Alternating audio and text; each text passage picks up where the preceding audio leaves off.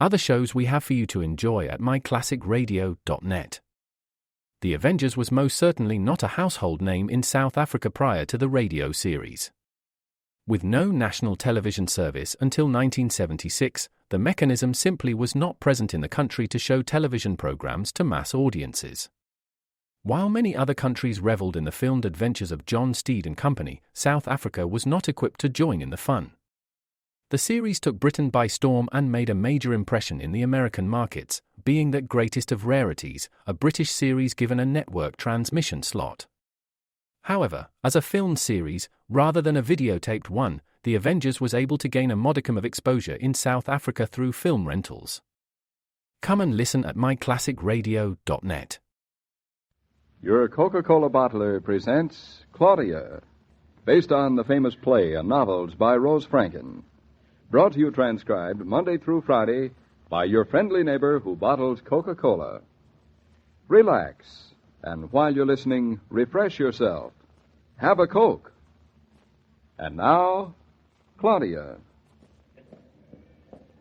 Claudia, watch how you hold David's suit. The trousers are dragging on the street. That's all right, Mama. We're on our way to the cleaners. I'll get my money's worth. Way cleaners clean these days. I wouldn't allow anything to get dirtier than absolutely necessary. You know, I said a dress spotless the other day, and it came back with 3 spots. That's a pretty good score. David would like to get the suit back by the weekend, Mama. Do you think I dare tell them? Not a chance. Say, what time is it, Mama? 6:30. Gosh, almost time to meet him at the station. Weren't we bright to park the car there? Mama, can you believe it's November? Claudia, your conversation's getting more like a Mexican jumping bean every day. It's my mind, Mama. It works faster than my tongue. Nothing works faster than your tongue. Hey, look who's down there. See in front of the bakery? I don't see anybody. It's Jessie Mason, Mama. And who is Jessie Mason? It's her husband who ran into David's car. Oh, poor thing. She's a nice-looking woman. She certainly doesn't look like herself. Or on anybody else, that'd be a catty thing to Oh, say. you think I haven't got enough sense to be a cat? No, not enough pettiness. Mrs. Brown, do I detect a compliment? You do not. Well, I certainly didn't expect one.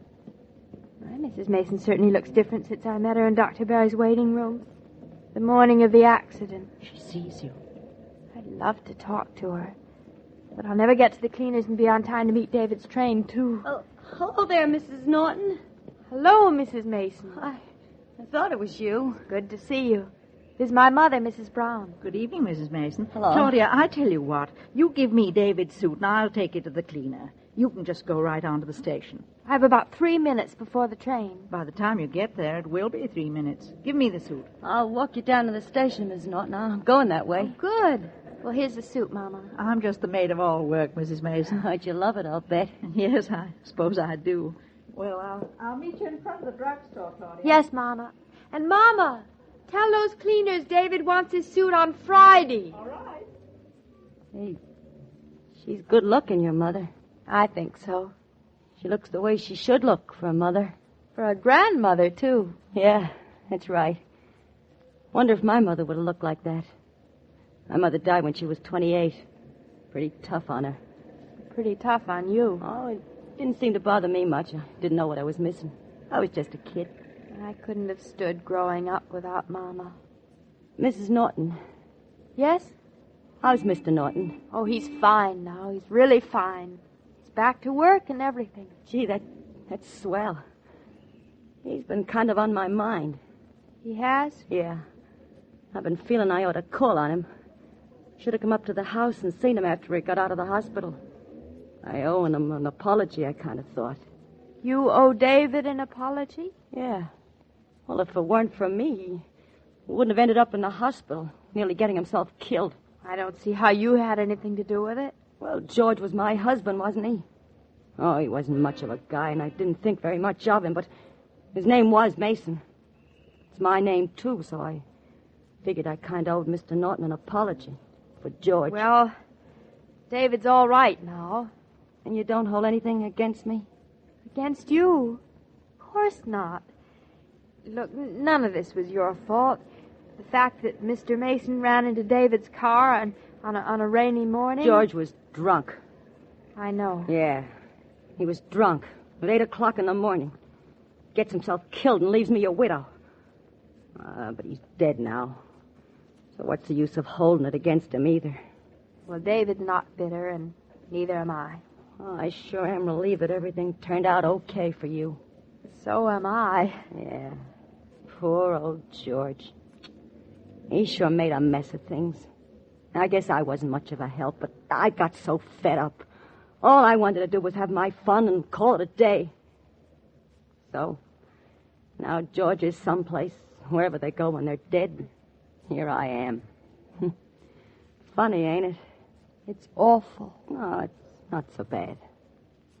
I understand you've taken a job. Yeah.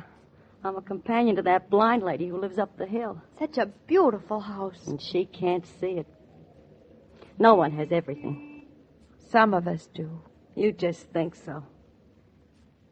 You know, I didn't realize you were so young. Well, I'm not as young as I used to be. And I don't mean just hours and days. Yeah, that morning in Dr. Barry's office, I didn't realize you were so young. You seemed so calm and cool. I felt very, very old. And I was screaming my head off. I don't know what come over me, but I was just screaming. I think it was because I hated everything so much. George for doing this to me and everything else. I couldn't scream.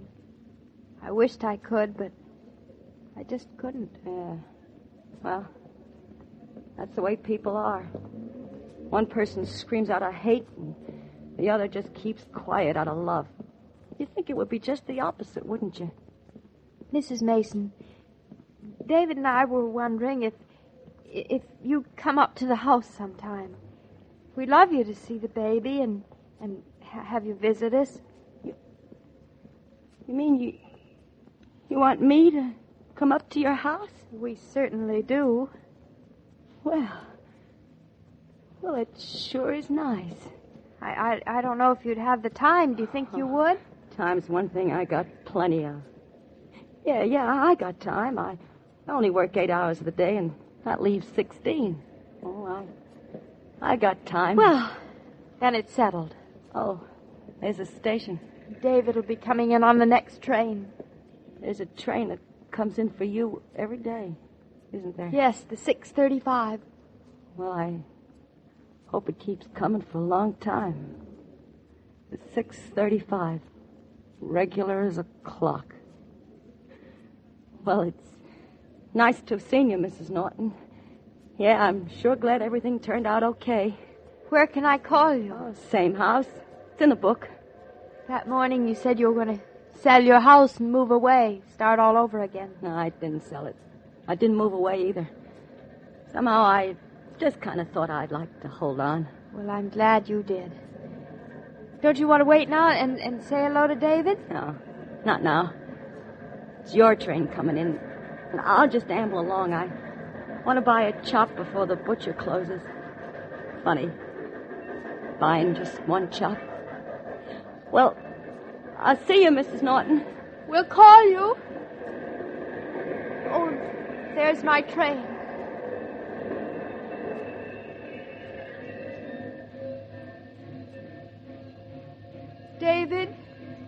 David, I'm over here.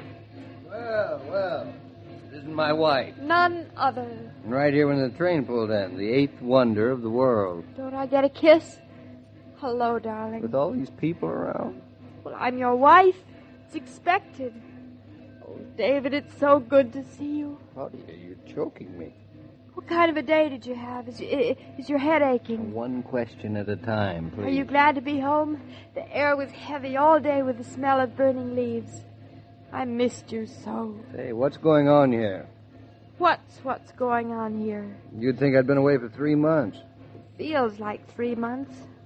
Aren't you glad to be home? Well, sure, I'm glad to be home, but it isn't anything to get hysterical about. I think it is. David, are you tired? No, I'm not tired. Did you work hard? I'm so used to having you home, the days just seem endless now. Well, a confession of love, huh? You haven't kissed me yet. Wait till you get into the car. That's what you always say. Wait. Mama's right over there between 2 station wagons, and we're going to pick the car up in front of the drugstore. I don't see Mama. I meant the car. Oh. Say, you were a little mixed up tonight. I'm not mixed up. I'm not mixed up at all. What kind of a day did you have? You've asked me that 5 times. A perfect, simple, average day. Nothing unusual or extraordinary happened. You put me on the train this morning. I spent the day at the office. And, well, here I am again tonight. That's the nicest part of the day. Oh, David, don't ever leave me. I won't. Not until tomorrow morning. Not until the 8:12. I mean, really leave me. What makes you think I will? Well, I don't think you will. I just hope you won't. You're not making much sense. Oh, that's what you think. Here's the car. Yeah, you parked it pretty well. Did you really park it in this narrow space? I got here first. I cannot tell a lie. The Poor other thought. cars climbed in afterwards. Mm-hmm. I was here early because of Mama and your suit. They're at the cleaners. Well, I certainly hope that Mama will be ready by Friday. She's telling them you want her by then. Well, that ought to do it. Yes. You drive, darling. We'll pick her up. I'll push over. Hey, careful you don't hit your head getting in. You, wait a minute. You mean you want me to drive? You want to drive, don't you? Well, this is so sudden. For the past few weeks, you'd raised all sorts of objections. No objections. If you want to drive, there's no reason why you shouldn't. Claudia, are you sure you're feeling all right tonight? I'm feeling wonderful. If you get a pleasure out of driving the car, you go right ahead. Every little pleasure counts. Since when? Since always. Come clean. Since when? Since Jessie Mason was on the way to buy one chop. I was carrying your suit. One single little chop for her dinner. Say that again. Oh, David, hold me tight. Darling, is anything wrong? You look frightened. You're shaking. Come on, tell me. What's up? Nothing's up except you're home and it must be terrible to be a widow. Oh, so that's it. Jessie Mason and the one chop and widowhood. How did she look? She looked all right, but she's lost her husband. No matter what he was like when she had him, she wasn't alone. And neither are you. Neither am I. Oh, David, now everybody's gone from the station. We're practically alone. Mm-hmm. We are, practically. Lean over, Mrs. Norton. There's something Mr. Norton wants to say to you. Say it, David. Hello, darling. Whether you do your marketing on foot or by car, it can become a chore unless you relax and take it easy. One good way to do that is to pause and refresh with ice-cold Coca-Cola. You'll probably find a Coke cooler right in your own food store. When you see that friendly red cooler, step up, drop in a nickel, and continue your shopping refreshed. Mr. King. Oh, yes, Mrs. Brown. I'm sorry I seem to be always interrupting you, but since you know all the answers... What answer do I know now? Did Claudia meet David at the train on time? She most certainly did, with arms and heart wide open. Good. I was afraid she'd be delayed. Meeting Jessie Mason didn't delay her. It just made her want to get to David faster, I think. She's a funny child. And say, I understand David is taking Claudia to a football game Saturday. Between you and me, Mr. King, Claudia's not very anxious. I don't blame her. I don't like football either, not at all. Well, that is too bad, Mrs. Brown. That is too bad. I don't like your tone of voice when you say that, Joe. Well, that's not the half of it. But before I tell you more, Mrs. B., let me take time to say that every day, Monday through Friday, Claudia comes to you transcribed with the best wishes of your friendly neighbor who bottles Coca-Cola. So listen again tomorrow at the same time. And now this is Joe King saying au revoir. And remember, whoever you are, whatever you do, wherever you may be, when you think of refreshment, think of Coca-Cola. For Coca-Cola makes any pause the pause that refreshes. And ice-cold Coca-Cola is everywhere. This broadcast of Claudia was supervised and directed by William Brown Maloney. And now, here's a word from your friendly neighbor who bottles Coca-Cola.